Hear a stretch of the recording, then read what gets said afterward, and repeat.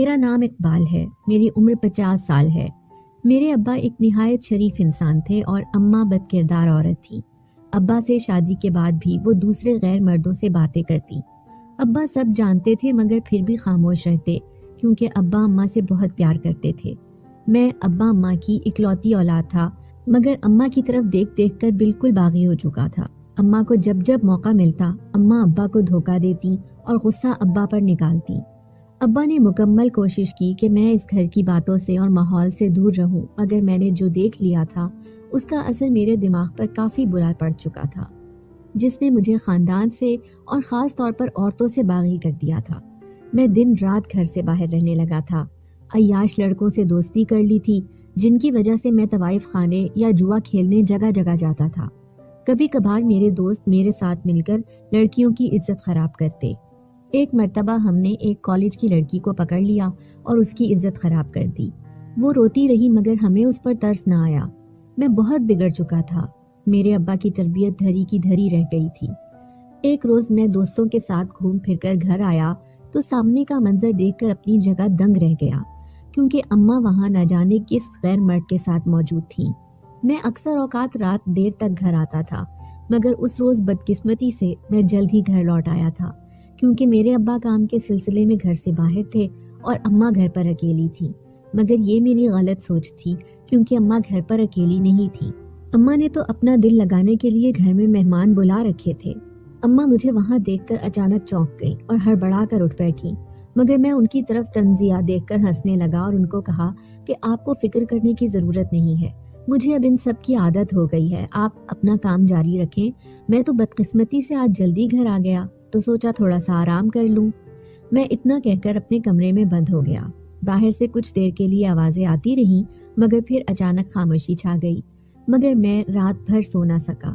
میری آنکھوں میں نیند اڑ چکی تھی اور میں نے ساری رات کروٹوں میں گزار دی۔ اگلی صبح میں ابا کے اٹھانے پر اٹھا مگر میرا سر بہت بھاری ہو رہا تھا اور اس وقت تو میرا کسی سے کوئی بات کرنے کو دل نہیں کر رہا تھا۔ تبھی میں خاموشی سے دوبارہ لیٹ گیا۔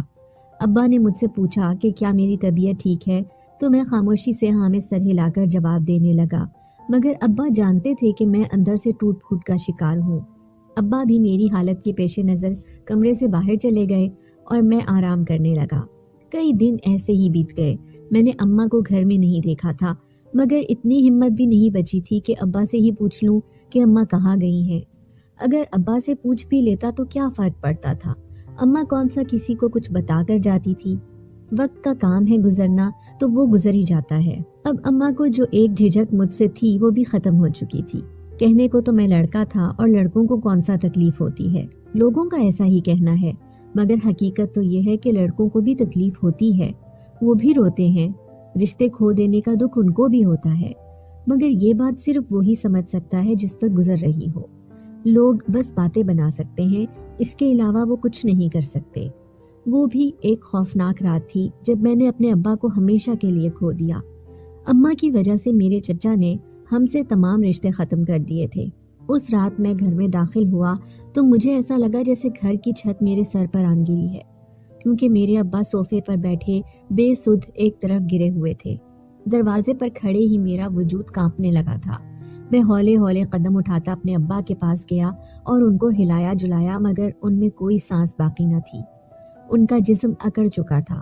اس روز میں خوب رویا کیونکہ میرا آخری رشتہ بھی مجھ سے چھین لیا گیا تھا۔ اب تو مجھے دیکھنے والا بھی کوئی نہیں تھا جس سے میں اپنے آنسو چھپاتا۔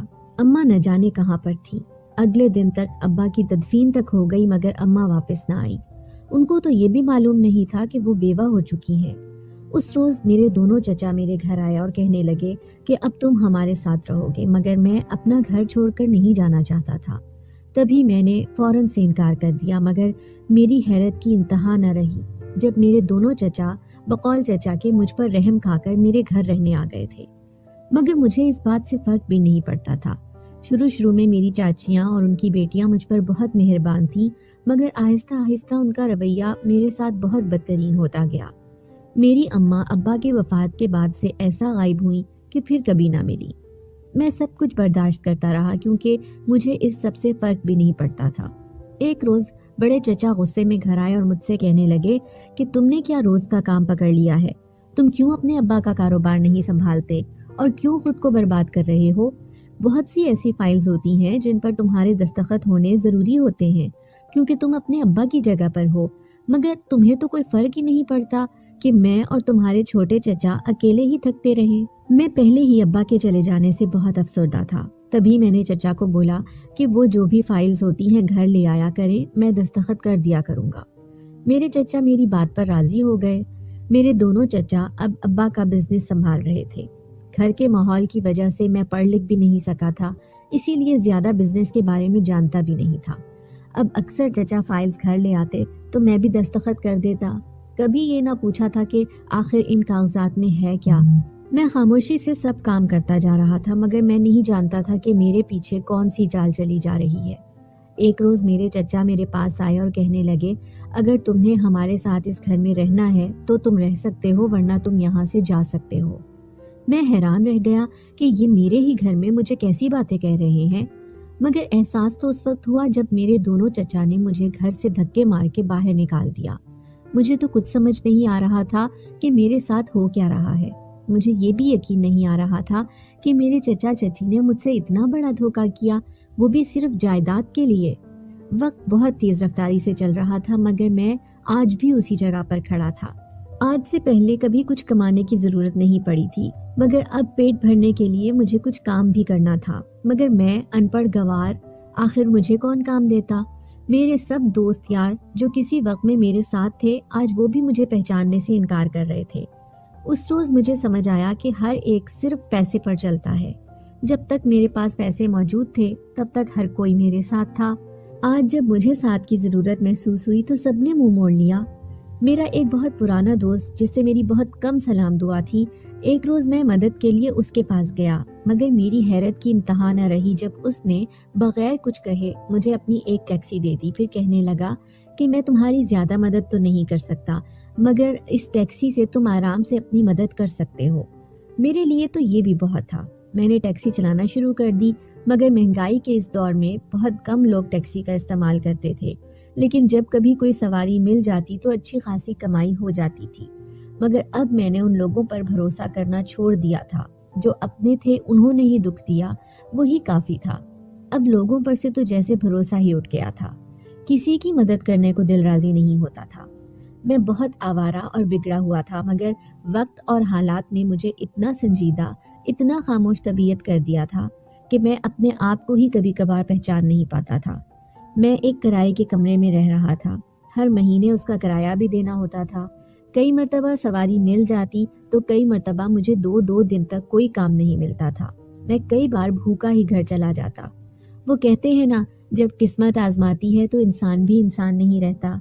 मेरी भी किस्मत कुछ बुरी ही थी। मैं हर रात एक रास्ते पर से ही घर जाता था, कभी रास्ता बदलता नहीं था। एक दिन मेरी टैक्सी में एक खातून बैठ गई। उसने अपना चेहरा ढांप रखा था और बस आंखें नजर आ रही थी, मगर एक अजीब बात जो थी वो ये थी कि वो औरत मुझे मुसलसल घूर रही थी। मैं उसकी नजरों से बार बार कंफ्यूज हो रहा था और मुझे समझ भी नहीं आ रहा था कि आखिर ये हो क्या रहा है। बहुत मुश्किल से मैंने उसको जिस जगह उतारना था वहाँ उतारा और फिर अपने रास्ते पर रवां हो गया। मैं अपने रास्ते पर रवां था जब मुझे महसूस होने लगा जैसे मेरे पीछे पीछे कोई आ रहा है। मैंने कई मर्तबा अपने पीछे मुड़कर देखा, मगर वहाँ पर बहुत सी गाड़ियाँ थीं, लेकिन मेरी छठी हिस्स मुझे यही कह रही थी कि जैसे कोई मेरा पीछा कर रहा है। जैसे जैसे मैं अपने घर तक पहुंचा, मुझे अपने घर के आसपास भी ऐसे ही महसूस हुआ जैसे कोई मुझ पर नजर रखे हुए है। बमुश्किल खाना खाते ही मैं सो गया। अगली सुबह सब कुछ बिल्कुल ठीक था, पहले जैसा कुछ नहीं था। अब तो मैं अपना वहम समझकर इस बात को भूल भी चुका था। मैं टैक्सी ड्राइवर था। अक्सर औकात रात देर तक सवारियों के इंतजार में सड़कों पर खार होता रहता था। एक रात सवारी न मिलने पर मैं देर रात तक टैक्सी चला रहा था। सुनसान सड़क पर ना कोई जानवर था और ना कोई इंसान कि अचानक मुझे एक इंसानी जिस्म जमीन पर पड़ा हुआ दूर से नजर आया। पहले तो मैं बहुत घबरा गया, मगर फिर मैंने जब वहाँ एक लड़की का एक्सीडेंट हुआ देखा तो मैं एकदम परेशान हो गया। जल्दी से गाड़ी से निकलकर उस लड़की के पास गया जिसका चेहरा बहुत बिगड़ चुका था। वो लड़की पहचान में ही नहीं आ रही थी। मैं उस लड़की को देखकर एक मर्तबा तो बहुत घबरा गया क्योंकि लड़की को बहुत चोटें आई थी। मैं उसे जल्दी से अस्पताल ले गया। रात के वक्त कोई डॉक्टर भी मौजूद नहीं था।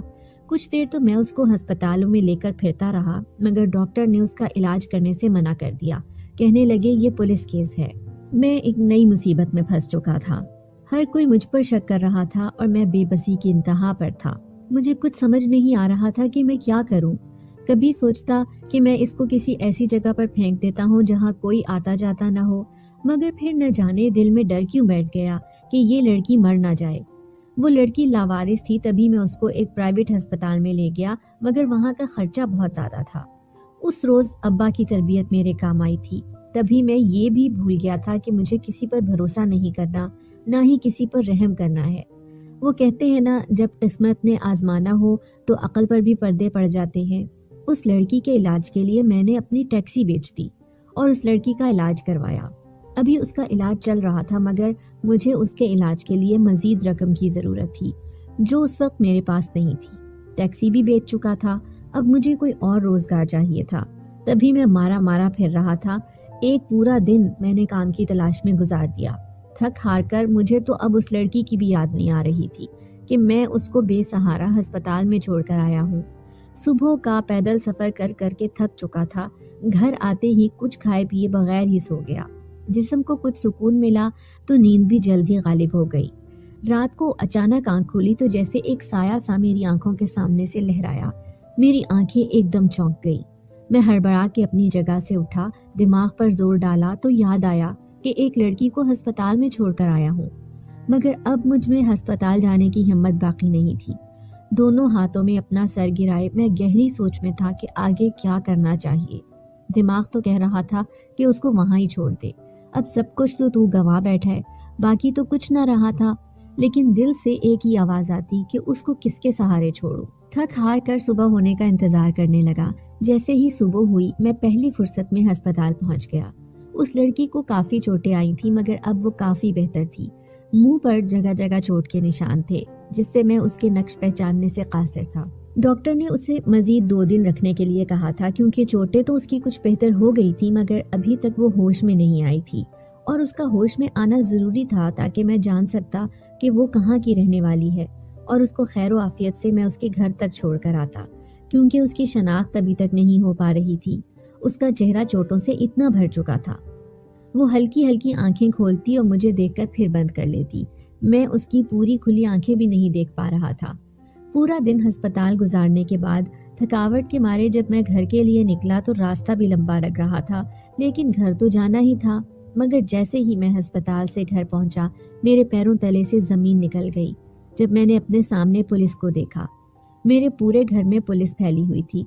मैंने सवालिया नजरों से पुलिस की तरफ देखा तो उन्होंने मुझे गिरफ्तार कर लिया। मैं बहुत हैरान और परेशान हुआ कि आखिर मेरे साथ ये सब क्या हो रहा है, मेरा जुर्म क्या है, आखिर मैंने किसी का क्या बिगाड़ा था। मैंने खुद को छुड़ाने की भरपूर कोशिश की, मगर एक पुलिस एहलकार ने मुझे मारना पीटना शुरू कर दिया और कहने लगा, खामोशी से बैठे रहो। एक तो लड़की को अगवा करते हो, उस पर जुल्म करते हो और फिर अब बहाने तलाश कर रहे हो कि तुमने क्या किया है। लड़की का जिक्र सुनते ही मेरे दिमाग में एक धमाका सा हुआ। मैंने चौंक कर उस पुलिस एहलकार को देखा जो अब अपने दोस्तों के साथ बातों में लग गया था। आजमाइश भी इंसान को जगह और वक्त देखकर नहीं आती। बुरा वक्त किसी पर भी आ सकता है, इसके लिए कोई वक्त मुकर्रर नहीं है। दिमाग में बार बार एक ही बात आ रही थी कि किस लड़की की बात की जा रही है, और चेहरा सिर्फ उसी लड़की का याद आ रहा था जिसकी इतने दिनों से मैं देखभाल कर रहा था। मगर वो तो खुद बीमार थी, वो कैसे मेरे खिलाफ गवाही दे सकती थी, वो भी झूठी गवाही, जबकि मैंने तो उसकी जान बचाई थी। ना सिर्फ जान बचाई बल्कि उसका इलाज भी करवा रहा था। मेरी समझ में नहीं आ रहा था कि मेरे साथ हो क्या रहा है। मुझे पुलिस स्टेशन लेकर जाया गया और वहाँ पर एक जेल में बंद कर दिया गया। मैं दिन रात इसी इंतजार में रहता कि शायद मुझे कोई रास्ता नजर आए जिससे मैं यहाँ से बाहर जा सकूं, मगर मुझे कोई रास्ता नजर नहीं आ रहा था। ऐसे लगने लगा था जैसे सारी जिंदगी यहाँ ही गुजर जाएगी, मगर ये भी मेरा वहम था।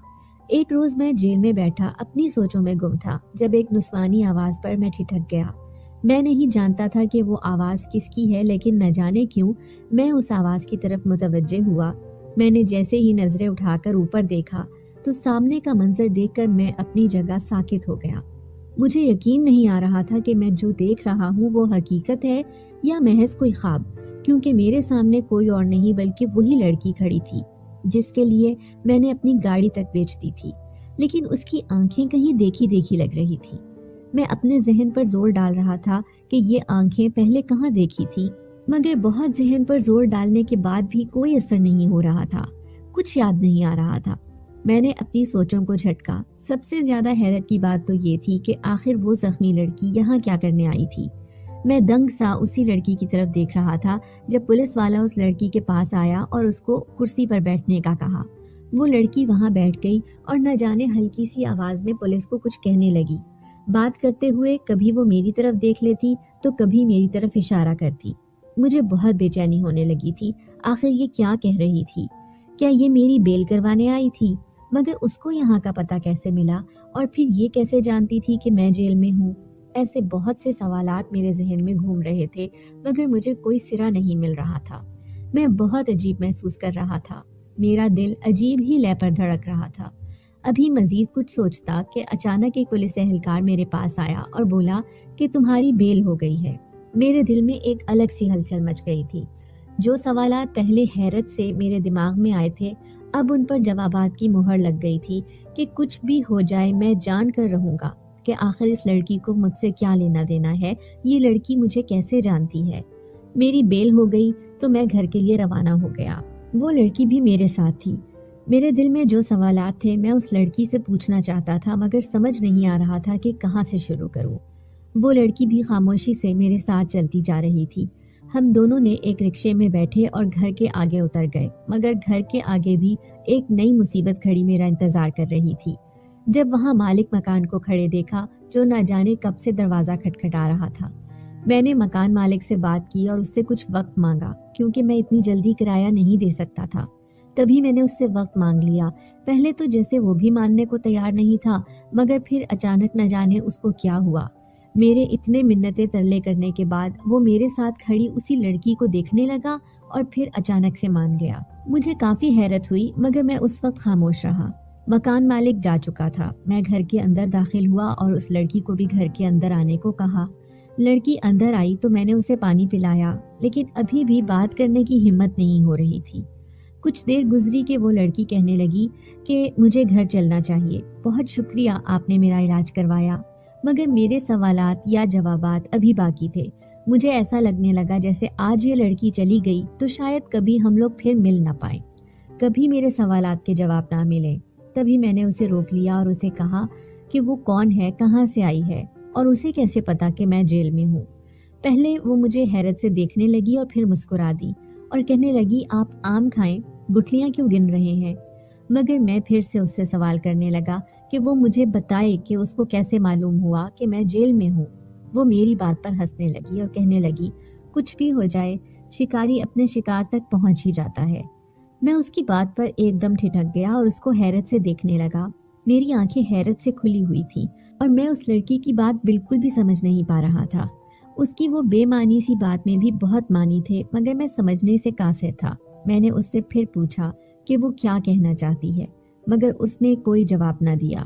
کچھ دیر وہ مجھے گھورتی رہی اور پھر جب اس نے بولنا شروع کیا تو ایسا بولی کہ میرے رونگٹے کھڑے ہو گئے۔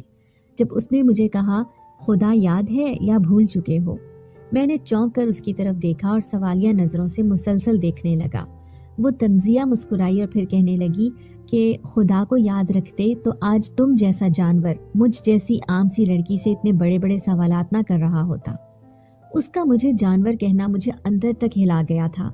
میرے چہرے پر پسینے کی ننھی ننھی بوندیں چمکنے لگی، میرا پورا وجود کانپنے لگا تھا، میرا جسم اپنی جگہ مفلوج ہو کر رہ گیا تھا۔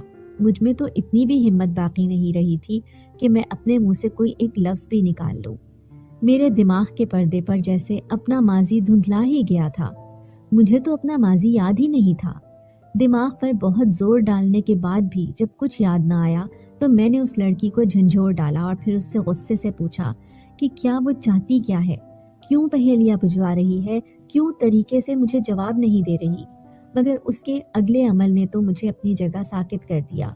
جب اس نے میرے چہرے پر زناٹے دار تھپڑ مارا اور کہنے لگی تمہاری جرت کیسے ہوئی مجھے ہاتھ لگانے کی، ہر مرتبہ میں معصوم اور کمزور نہیں ہوں گی کہ جو تمہارا دل کرے تم وہ کرو۔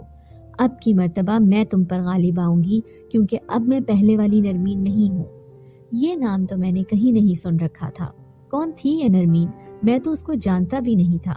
میں نے اسے غصے سے کہا کہ میں تمہیں نہیں جانتا، چلی جاؤ یہاں سے۔ تو کہنے لگی، تم مجھے جان بھی کیسے سکتے ہو؟ جب میری عزت خراب کی تھی تب بھی تو مجھے نہیں جانتا تھا، میری جان بچا کر بھی تم مجھے نہیں جانتے، اب تم کبھی مجھے جان بھی نہیں پاؤ گے، کیونکہ میں تمہیں اتنا موقع ہی نہیں دوں گی۔ عزت خراب کرنے والی بات نے مجھے چونکا دیا۔ میں نے چونک کر اس لڑکی کی طرف دیکھا، وہ آنکھوں میں آنسو لیے میری طرف ہی دیکھ رہی تھی۔ دھیرے دھیرے میرے پاس آنے لگی اور کہنے لگی، کچھ یاد آیا؟ جو کالج کی لڑکی بے حد معصوم تھی، تم نے اور تمہارے دوستوں نے مل کر اس کی عزت خراب کر دی اور اس کو ساری زندگی کے لیے باہر کر دیا، تاکہ وہ نہ خود سے نظریں ملا سکے اور نہ ہی کسی اور سے۔ بہت لمبا سفر طے کیا ہے میں نے، اب کم از کم تمہیں ایسے ہی نہیں چھوڑوں گی۔ وہ مسلسل کچھ نہ کچھ کہے جا رہی تھی، مگر میرے دماغ میں تو صرف ایک ہی بات جا رہی تھی کہ میں نے اس لڑکی کی بھی عزت خراب کی تھی۔ کچھ بھی ہو جائے، ہم کبھی بھی ماضی سے بھاگ نہیں سکتے۔ کہیں نہ کہیں، کبھی نہ کبھی ہمارا ماضی ہمارا حال بن کر ہمارے سامنے آ کھڑا ہوتا ہے، اور جب ماضی چہرے پر تھپڑ مارے تو اس تھپڑ کی تھاپ انسان کو بوکھلا کر رکھ دیتی ہے، اور اس تھپڑ کی تھاپ کی آواز بہت دور تک جاتی ہے۔ میری آنکھوں میں آنسو آ گئے تھے، میں اپنے گناہ تو بھول ہی گیا تھا۔ زندگی نے ایسا مجھے کاموں میں پھنسایا کہ نہ مجھے اپنا آپ یاد تھا اور نہ اپنا کوئی گناہ یاد تھا۔ مارے شرمندگی کے مجھ سے نظر اٹھانا مشکل ہو گیا تھا۔ وہ کہتے ہیں نا، کبھی کوئی ایسا کام نہ کرو جس سے تمہیں شرم سے نظر جھکانی پڑے۔ میرے ساتھ کچھ ایسا ہی ہوا تھا۔ وہ لڑکی رونے لگی اور کہنے لگی، تم نہیں جانتے تمہاری وجہ سے میں نے کیسی تکلیفیں جھیلی ہیں۔ کاش اس روز تم مجھ پر رحم کر لیتے جیسے تمہارے دوستوں کو مجھ پر رحم آ گیا تھا، تو شاید آج میں جس مقام پر کھڑی ہوں اس مقام پر نہ ہوتی۔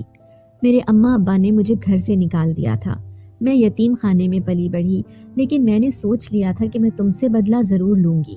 میں تمہارا پیچھا کرتی تھی، وہ ٹیکسی بھی تمہیں ایسے ہی نہیں ملی، اس کے پیچھے بھی بہت بڑا راز چھپا ہے۔ نظر تو میری تمہارے اوپر تب سے تھی جب سے تم نے مجھے داغدار کیا تھا۔ میں ان لڑکیوں میں سے نہیں ہوں جو تکلیف ملنے کے بعد رو رو کر مر جاتی ہیں، میں ان لڑکیوں میں سے ہوں جو تکلیف کا حل نکالتی ہیں۔ کالج میں تھی اور اتنی ناسمجھ تو نہیں تھی، بس خود کو ہمت دینے کی ضرورت تھی، اور وہ ہمت کی میں نے خود کو تھپکی خود دی۔ میں تمہارا پیچھا کرتی رہی ہوں، تبھی مجھے علم ہوا کہ تمہارے ابا اس دنیا میں نہیں رہے اور تمہارے چچا نے تمہاری ساری جائیداد اپنے قبضے میں کر لی ہے۔ تم در بدر پھر رہے تھے اور وہ کرائے کا گھر بھی چاہیے تھا تمہیں۔ یہ سب میرے لیے سنبھالنا آسان نہیں تھا، مگر اگر لڑکی کچھ کرنا چاہے تو سب کچھ کر سکتی ہے۔ میرا ایک کزن مجھ سے بہت پیار کرتا تھا اور ہم جلد ہی شادی بھی کرنے والے تھے۔ میں نے اسے سب حقیقت بتا دی۔ اس کا پیار سچا تھا، تبھی وہ میرے ساتھ دینے کے لیے تیار ہو گیا۔ وہ کرائے کا گھر، وہ ٹیکسی، وہ تمہیں ایسے ہی نہیں ملی، وہ سب ہمارا ہی کیا ہوا تھا۔ میرا ایکسیڈنٹ بس ایک چال تھی اور کچھ نہیں۔ میرا کزن بہت امیر تھا اور لوگ تو پلتے ہی پیسوں پر ہیں۔ ڈاکٹر سے لے کر پولیس تک خرید رکھی تھی میں نے۔ میں حیرت سے یہ سب سن رہا تھا، مجھے تو ایسے لگ رہا تھا جیسے یہ کوئی خواب ہے، لیکن اصل میں یہ حقیقت تھی۔ پولیس نے تمہیں ہمارے کہنے پر ہی اریسٹ کیا تھا۔ میں نے چونک کر اس لڑکی کی طرف دیکھا، اس نے مجھے کتنی بڑی سزا دی تھی، مگر وہ میرے سامنے ویسے بھی تو آ سکتی تھی، وہ ایسے ہی میرے سامنے کیوں نہیں آئی؟ میں نے جب اس سے یہ سوال کیا تو وہ کہنے لگی کہ تم پھر وہ رسوائی کیسے جھیلتے، وہ اذیت ناک زندگی کیسے گزارتے جو میں نے گزاری ہے؟ میں نے جو پل پل بے چینی سے زندگی گزاری، تم وہ زندگی کیسے گزارتے؟ اب تمہیں اندازہ ہوگا کہ ماں باپ کے بغیر اپنے گھر سے دور دن رات محنت کر کے 2 نوالے روٹی کھانے کے بعد کیسا محسوس ہوتا ہے۔ جیل جانے کے بعد تمہیں یہ بھی اندازہ ہوا ہوگا کہ بے گناہ ہو کر گنہگار بننا اور خود کو صحیح ثابت کرنا کیسا ہوتا ہے، اور پھر جب انسان اپنی غلطی جانے بغیر خود کی صفائیاں پیش کرے تو وہ کیسی اذیت جھیلتا ہے، یہ بھی بہت اچھے سے جان گئے ہوگے تم۔ مجھے ایسا لگا تھا جیسے کسی نے کانٹوں پر گھسیٹ لیا ہو۔ میرا دم گھٹنے لگا تھا، مجھے سانس لینے میں دشواری پیش آ رہی تھی۔ میں بہت مشکل سے سانس لے رہا تھا، یا یہ کہنا بہتر ہوگا کہ میں سانس لے ہی نہیں پا رہا تھا۔ کبھی کبھار انسان کی اپنی حقیقت اپنے ہی سامنے ایسے چہرے میں آتی ہے جس کو ہضم کرنا بہت مشکل ہوتا ہے۔ میں نے اس سے پوچھا کہ اس نے یہ اتنا سب کچھ کیسے کیا، تو وہ ہنسنے لگی اور کہنے لگی جیسا کہ تم جانتے ہو میں تم پر نظر رکھے ہوئے تھی. پھر میں نے اور میرے کزن نے تمہیں ٹیکسی دلوانے کے لیے تمہارے سب دوستوں کو پیسے دیے اور ان سے بولا کہ وہ تمہیں پہچاننے سے بھی انکار کر دیں. تم نے اپنے اس دوست کا انتخاب کیا جس کے ساتھ تمہاری زیادہ سلام دعا نہیں تھی. میں اس بات سے بے خبر تھی کہ تم اس کے پاس جاؤ گے. تمہیں وہاں سے ٹیکسی مل گئی تو میں نے اگلی منصوبہ بندی شروع کر دی. میں نے اب تمہاری ٹیکسی کا پیچھا کرنا شروع کر دیا. میں جانتی تھی کہ تم بہت گہری چوٹ کھا کر آئے ہو، تبھی اپنے کزن کے ساتھ مل کر تمہاری گاڑی کے آگے ایکسیڈنٹ کروایا اور اس سے پہلے تمہاری ٹیکسی میں بیٹھ کر اس بات کا پتہ کروایا کہ تم ہر روز کس راستے سے گزرتے ہو. میرے دماغ میں دھماکے ہو رہے تھے اور دل بار بار یہی کہہ رہا تھا کہ جو بھی مجھے نظر آ رہا ہے وہ سب جھوٹ ہو، کچھ بھی حقیقت نہ ہو. مگر کبھی ایسا ہوا ہے کہ جو سچ ہو وہ سامنے نہ آئے؟ جیت ہمیشہ اچھائی کی ہوتی ہے اور برائی کی ہار ہی ہوتی ہے. مجھے وہ لڑکی یاد آ گئی جو میری ٹیکسی میں بیٹھی تھی اور جس کو بھلانے کے لیے مجھے کچھ روز لگ گئے تھے. میں ابھی اپنی جگہ سن بیٹھا تھا. وقت جیسے اپنی جگہ ٹھہر سا گیا تھا. ابھی بھی وہ مسلسل بول رہی تھی اور میں سن رہا تھا. جب اس نے بتایا کہ پھر ایکسیڈنٹ کا بہانہ کر کے وہ رات کے اس پہر گاڑی کے آگے لیٹ گئی اور چہرے پر کئی قسم کے ماسک لگا لیے تاکہ چہرے کے نقوش پہچان میں نہ آئے. ڈاکٹر کو پیسے دیے اور اس کو حقیقت بتائی. پھر پولیس کو پیسے دے کر اس کو حقیقت بتائی اور پھر تمہیں بغیر تمہارا قصور بتائے گرفتار کروایا. میں ابھی تمہیں چھڑوانا نہیں چاہتی تھی. میں تمہیں وہ اذیت دینا چاہتی تھی جو میں نے جھیلی. تم اپنا قصور سوچ سوچ کر مر جاتے مگر تمہیں کوئی سراغ نظر نہ آتا. پھر تمہیں احساس ہوتا کہ ذہنی اذیت کیا ہوتی ہے. میں نے اس سے پوچھا کہ پھر مجھے کیوں چھڑوایا؟ تبھی وہ قہقہا لگا کر ہنس پڑی اور کہنے لگی میں کچھ دنوں میں پردیس چلی جاؤں گی، پھر تمہیں آزادی مل جاتی. تبھی میں نے سوچا کیوں نہ اپنے مجرم کو خود ہی سزا دی جائے. وہ اتنا کہہ کر خاموش ہو گئی. اس کی آنکھوں سے آنسو بہہ رہے تھے اور پھر وہ وہاں سے چلی گئی مگر مجھے مار گئی. میرے اندر کا اقبال مر گیا تھا. نرمین نے مجھے بدل دیا تھا. وہ وہاں سے جا چکی تھی مگر میں وہاں ہی ٹھہر گیا تھا. مجھے وہاں سے ہلنے میں کئی سال لگ گئے لیکن آج بھی نرمین مجھے کبھی نہیں بھولی تھی. وہ چھوٹی سی لڑکی میری زندگی ہلا گئی تھی. میں اس کے جانے کے بعد 5 وقت کا نمازی بن گیا تھا. جو گناہ کیے تھے وہ تو نہ جانے میرے معاف ہونے تھے یا نہیں، مگر اب میں نے ایک نیک انسان بننے کی کوشش شروع کر دی تھی اور میں نے سن رکھا تھا کہ گناہ پہاڑ جتنے بھی ہوں مگر توبہ کا ایک آنسو انسان کے سارے گناہ جھاڑ دیتا ہے. میں نے قرآن کا ترجمہ شروع کر دیا تھا، برائی سے رک گیا تھا اور اچھائی کی طرف چل پڑا تھا. مجھے دنیاوی کسی چیز کی طلب نہیں رہی تھی. کئی لوگ مجھے دیکھ کر باتیں بھی کرتے، میرے کئی دوست مجھے تانے دیتے، مگر میں یہ سوچ کر سب بھول جاتا کہ شاید میں اس سب کا حقدار ہوں اور پھر سے اپنی مرمت شروع کر دیتا. چند سال گزرنے کے بعد ایک ایسی لڑکی سے شادی کر لی جس کے ساتھ زیادتی ہوئی تھی. میں نے اس کو عزت دی اور اس کے ساتھ زندگی گزاری. میری ماں کبھی واپس نہیں آئی تھی. میں تو یہ بھی نہیں جانتا تھا کہ وہ زندہ ہیں بھی یا نہیں، اور نہ ہی کبھی میں نے ان کو تلاش کرنے کی کوشش کی کیونکہ میں ان کے سامنے جانے کی ہمت بھی نہیں رکھتا تھا. مجھے ایسے لگتا تھا کہ جیسے وہ سب جو بھی میرے ساتھ ہوا میرا ہی قصور تھا. میں اب ہر ہفتے ابا کی قبر پر بھی جاتا، ان سے بیٹھ کر کئی گھنٹے باتیں کرتا، ابا کی تربیت یاد کرتا اور اس کے مطابق زندگی بسر کرنے کی کوشش کرتا. یہ سب اتنا آسان نہیں تھا. خود کی شخصیت بدل لینا بہت مشکل کام تھا مگر میں نے کوشش کی اور میں کامیاب بھی ہو گیا. مگر دل میں ایک ہی خواہش باقی رہ گئی تھی کہ خدا مجھے بیٹی نہ دے. مجھے ڈر لگنے لگا تھا کہ اگر بیٹی ہوئی اور اس کے ساتھ وہی سب کچھ ہوا جو میں نے اوروں کی بیٹی کے ساتھ کیا تو میں کیا کروں گا. اپنی اولاد کی فکر نے مجھے بہت جلدی بوڑھا کر دیا تھا مگر اللہ نے مجھے آزمانا تھا تبھی مجھے ایک نہیں 3 بیٹیاں دیں. میں بہت روتا تھا لیکن پھر میں نے پڑھا کہ اللہ بیٹیاں اسے دیتا ہے جس میں بیٹیاں پالنے کی سکت ہو. میں نے اپنی بیٹیوں کی پرورش بہت اچھی کی تھی. میری بیوی نے میرا بہت ساتھ دیا. وہ ایک بہت اچھی شریک حیات ثابت ہوئی تھی. وہ بہت نیک عورت تھی. میں اکثر اس کے سامنے ہاتھ جوڑ کر معافی مانگتا. وہ بہت حیران ہوتی مگر وہ نہیں جانتی تھی کہ ایسا کرنے سے مجھے بہت سکون ملتا تھا کیونکہ اس کے ساتھ بھی کسی میرے جیسے جانور نے ہی برا سلوک کیا ہوگا. زندگی گزر جاتی ہے مگر کوشش کرنی چاہیے کہ زندگی کو دین کے ساتھ جوڑ کر گزارے تاکہ ہماری آخرت بھی سنور جائے.